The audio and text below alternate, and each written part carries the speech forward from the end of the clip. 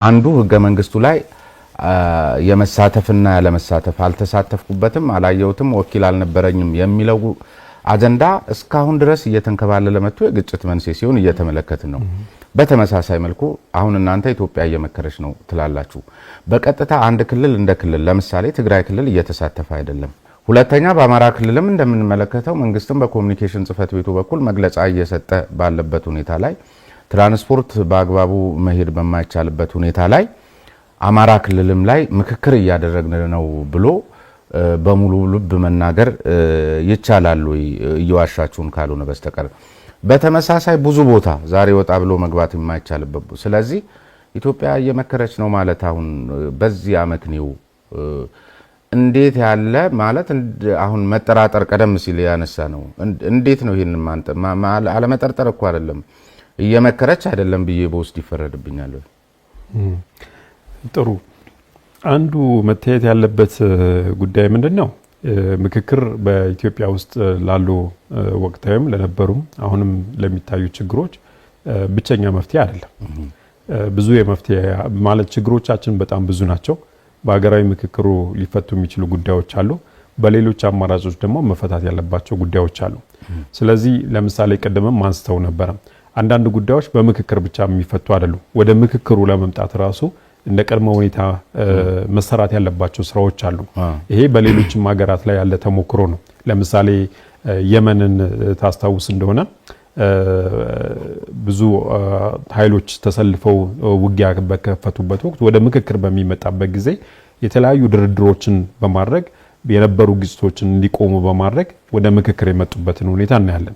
ሌሎች ሀገሮች ላይ እንደዚህ። ስለዚህ አሁን ምክክሩ ሂደቱን እየቀጠለ ቆሞ መጠበቅም ስለማይገባውና አንድ የመፍትሄ አካል ሊሆን ስለሚችል ሌሎች አማራጮችን ለምክክሩ ሂደት እንቅፋት የሚሆኑ ቀደም የጠቃቀስካቸውን ችግሮች ደግሞ በተለያዩ አማራጮች መፍታት ተገቢ ነው። ይሄ ኮሚሽኑ በተደጋጋሚ ጥሪ ያቀረበበት ጉዳይ ነው። ለመንግስትም በግልጽ መልእክት ያስተላለፈበት ነው። በትጥቅ ትግል ውስጥ ላሉ ወገኖችም በግልጽ መልእክቶች ተላልፈዋል። ያ ማለት ምን ማለት ነው? ወደ ምክክሩ አጀንዳዎቹ ወደ ምክክሩ አምጥቶ ሰላማዊና ዘለቄታዊ የሆነ መፍትሄ ለማምጣት እንዲቻል እነዚህ ችግሮች መፈታት መቻል አለባቸው ነው። ይሄ ማለት ግን ቀደም ያልከው ነው። አሁንም እኛ እያለን ያለ ነው ኢትዮጵያ እየመከረች ነው እንጂ ኢትዮጵያ መክራ ምክክሯን ጨርሳለች አላለም። ሂደት ነው።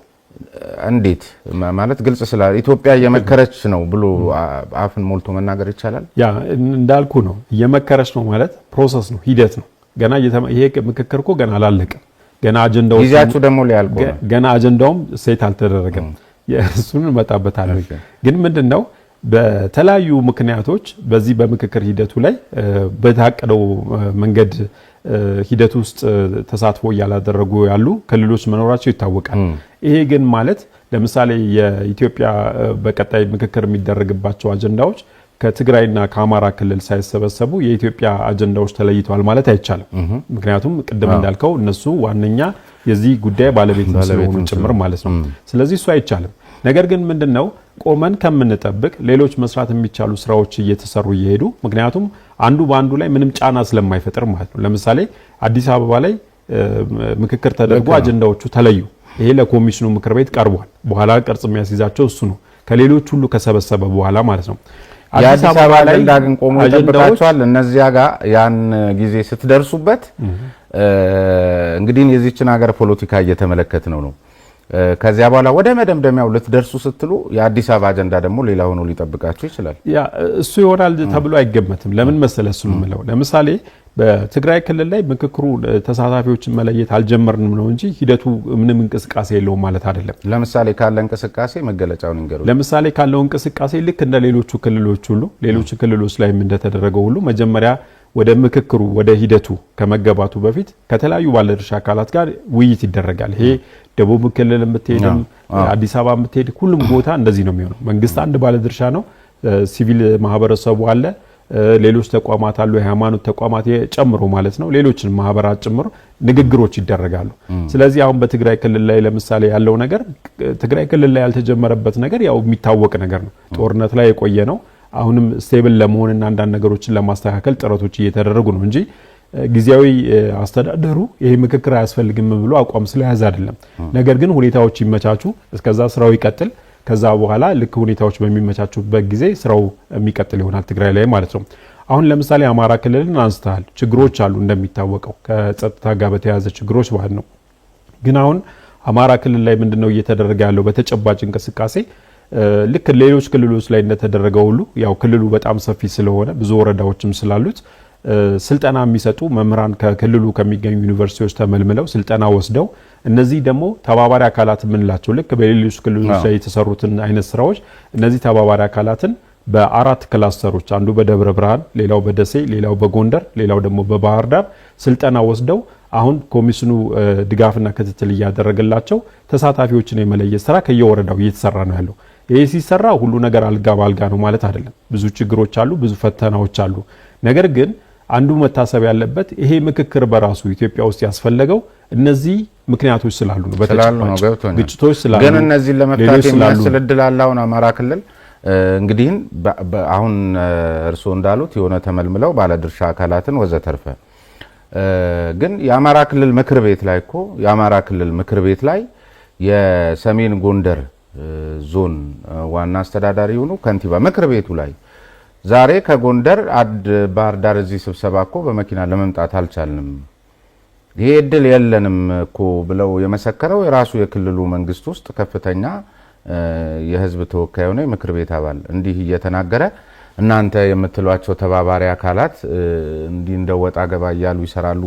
አሁን ከምን አኳያ ነው ይሄ የሚነሳው? እነዚህም ተጠራጣሪ መጠራጠር ተገቢ አይደለም፣ ወደ መሀል መምጣት ነው ያሏችሁ ወገኖች እንትኑ ዜናው በራሱ አየሩ አሁን ኢትዮጵያ እየተመካከረች ሳይሆን እየተጋጨች የሚመስል ነው እንትኑን ያጥለቀለቀው። ወይም እና የእናንተ የህዝብ ግንኙነት ስራ ማነስ ነው ወይስ እንደሌሎቹ እነዚህን አንቂዎች ወይም ስመጥር የሆኑትንና እውነታ ላይ መሰረት አድርገው ስለ ሀገር ተቆርቋሪ ሆነው የሚሰሩ አካላትን ስላልተጠቀማችሁ ነው?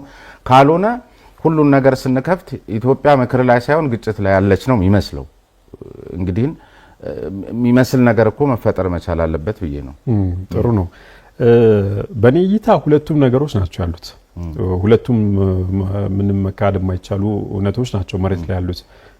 በአንድ በኩል ምክክሩ ብቻ ሳይሆን ሌሎች ጉዳዮችንም እኮ እንደ ሀገር እየቀጠልን ነው ያለነው አይደለ?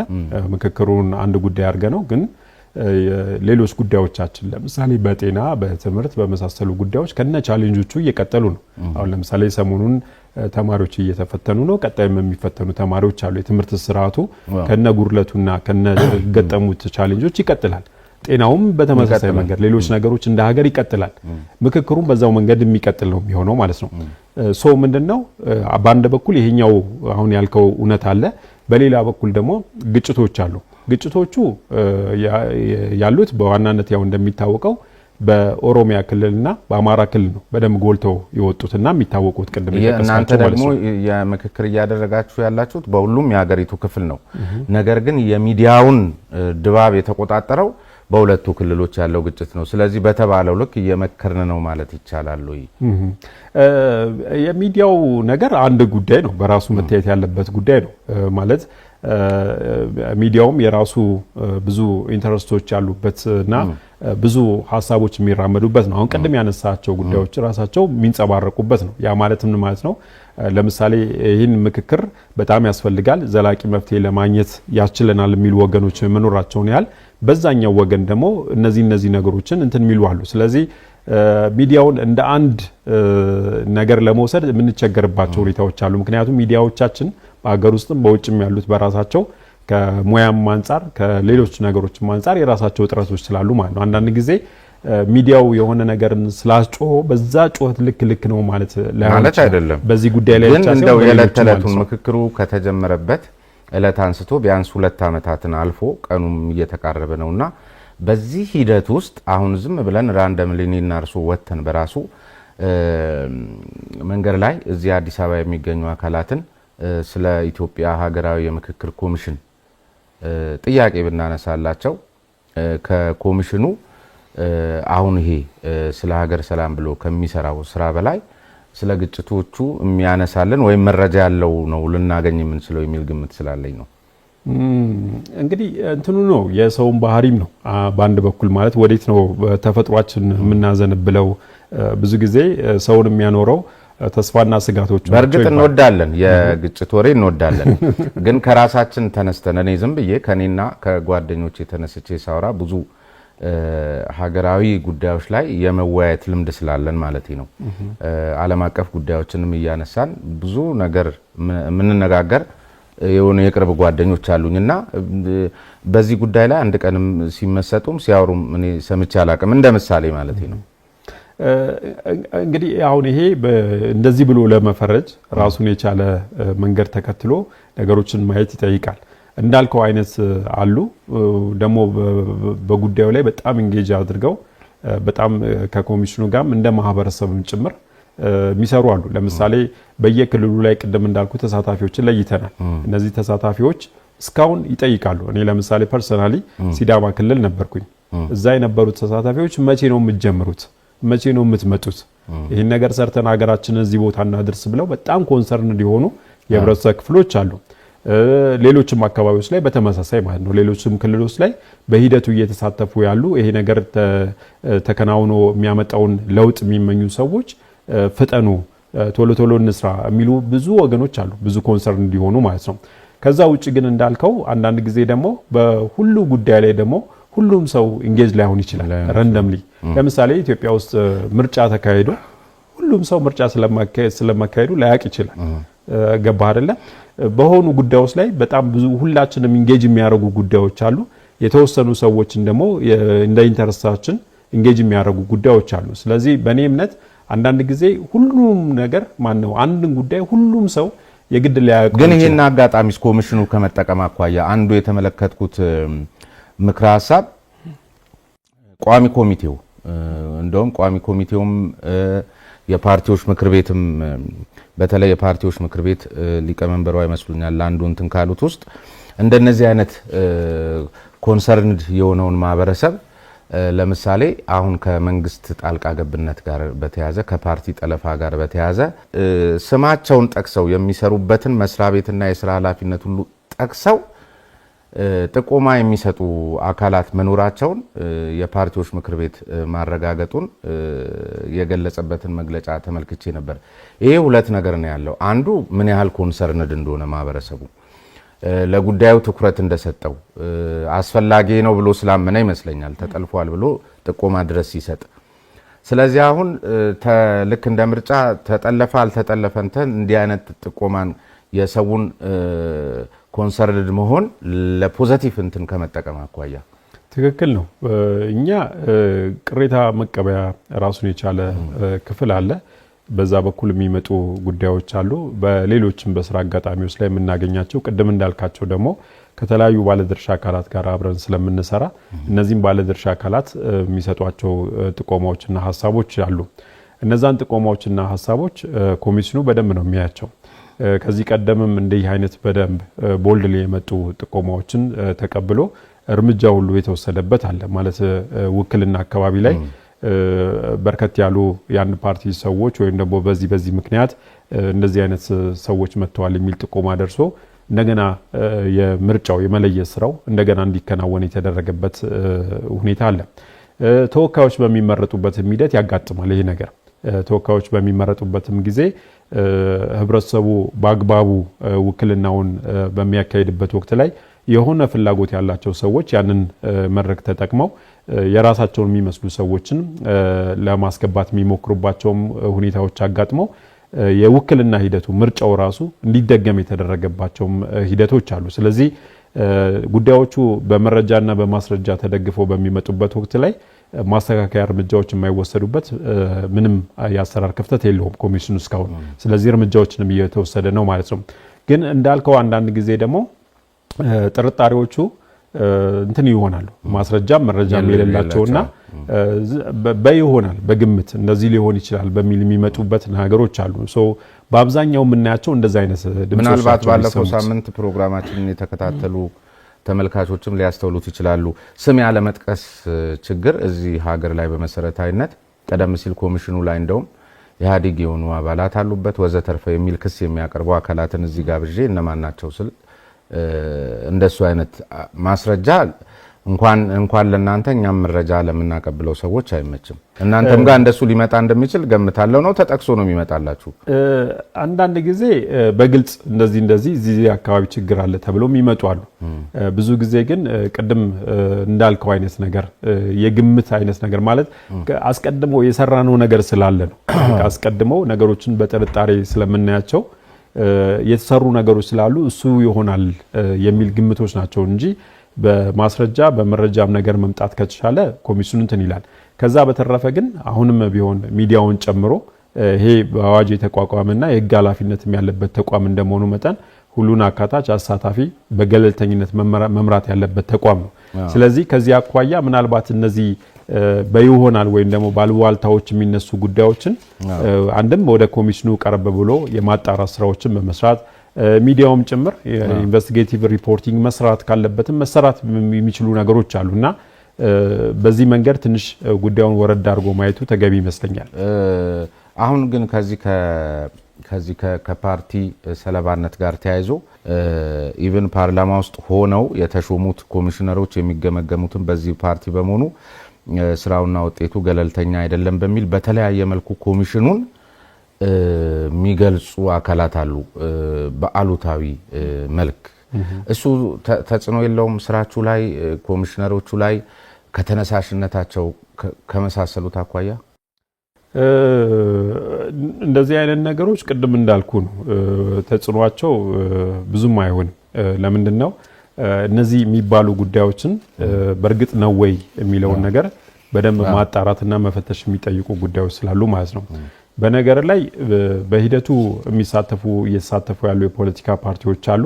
አቋም ይዘው ደግሞ በተለያየ ምክንያት እያልተሳተፉ ያሉ ፓርቲዎች አሉ። አሁን ቅድም የጠቀስካቸውን ሀሳቦች ለምሳሌ ኮሚሽኑ ገለልተኛ ነው ወይ፣ ኮሚሽነሮቹ እንደተባለው ለሀገርና ለሕዝብ ነው ወይ የሚሰሩት፣ መንግስት መጨረሻ ላይ ደግሞ ሄዶ ይህንን የሚደረስባቸው መግባባቶች ተፈጻሚ ያደርጋል ወይ የሚሉ ጥያቄዎች አይደለም ከፖለቲካ ፓርቲዎቹና ከምሁራኑ ወይ ደግሞ ከኤሊቱ ብቻም ሳይሆን ማህበረሰቡን ጭምር የሚያነሳቸው ጥያቄዎች ናቸው። ጥያቄዎቹ ለምን ተነሱ መባል ያለባቸው አይመስልም።